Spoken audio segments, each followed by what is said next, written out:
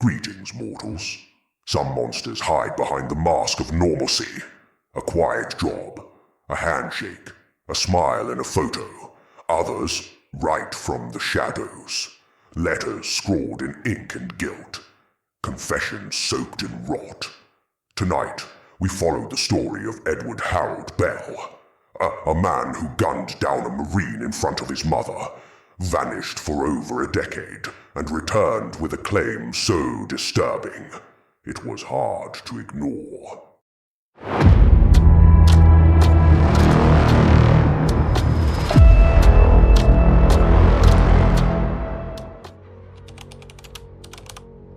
August 24th, 1978.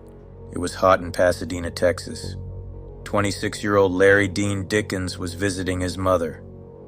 A proud Marine and young father, Larry was home between deployments, the kind of man who always stepped in when something wasn't right.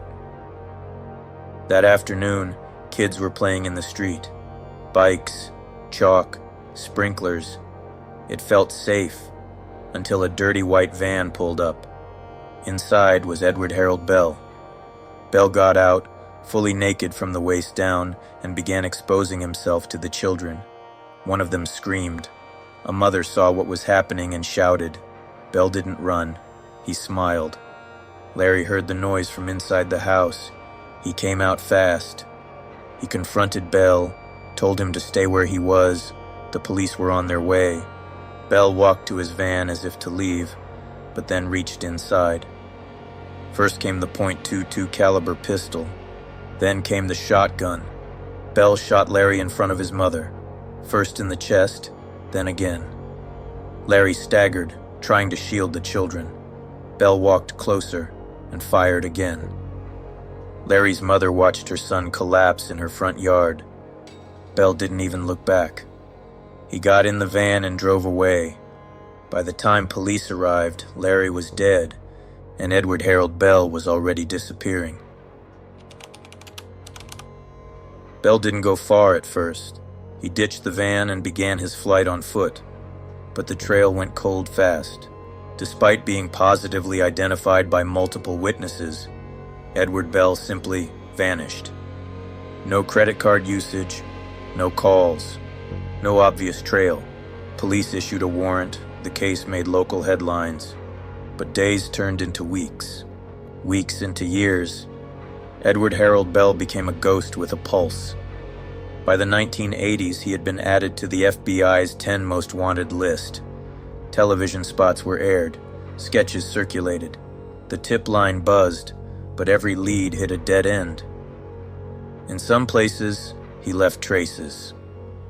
Stories of a quiet, older man paying cash for everything. A drifter who avoided cameras. Occasionally, a strange neighbor who didn't stick around long. He was hiding in plain sight. Bell allegedly traveled through Central America, lived under assumed names, moved through boarding houses and expat communities. He wrote no letters, left no fingerprints. But occasionally, he talked. Several people later claimed Bell hinted at darker things, that he had done worse than kill a Marine, that Texas wasn't the only place he left bodies. But again, no proof, no confirmation. The mystery made him more than a fugitive. It made him a legend. By the time the 1990s came, most believed Bell was dead, until the postcard arrived. In 1993, Edward Harold Bell was finally captured. He was found in Panama, living near the beach under a false name, blending in with other American expats. He was arrested and extradited to the United States to face justice for the murder of Larry Dean Dickens. His trial was swift. Witnesses, evidence, and the shocking nature of the crime led to a conviction. Bell was sentenced to 70 years in prison. But the story didn't end there. While incarcerated, Bell began writing letters, hundreds of them, to prosecutors, to journalists, to anyone who would listen. In those letters, Bell claimed to be responsible for far more than one murder. He confessed to what he called the 11 that went to heaven. A group of 11 girls he said he murdered across Texas in the 1970s. The names he listed were real. So were the towns, the years, even some details that had never been made public. Young girls, missing, cold cases, some dating back 2 decades. Authorities were stunned. Some saw it as a desperate man trying to stay relevant. Others wondered if they were looking at a long-hidden serial killer, finally telling the truth. Bell said the girls had to die to silence the evil they were spreading. He never explained what that meant. He never needed to. Because what he wrote next chilled even seasoned investigators. They never caught me. Not for them, only for the one. Maybe I'm lying, or maybe I'm just tired of secrets. After Bell's claims, cold case investigators across Texas opened old files, and what they found was unsettling. Many of the missing girls Bell named had vanished in similar ways, on foot, near highways, some snatched from their own yards. Most were teenagers. All were young. All were gone. Some of the families came forward asking for answers, hoping Bell had lied, but terrified he hadn't. The names he gave weren't random. They matched open files, cases that had gone unsolved for decades. In some instances, Bell described personal details, clothing, locations, last sightings, that had never been released to the public. Details only the killer or police could know. But he never confessed the same way twice.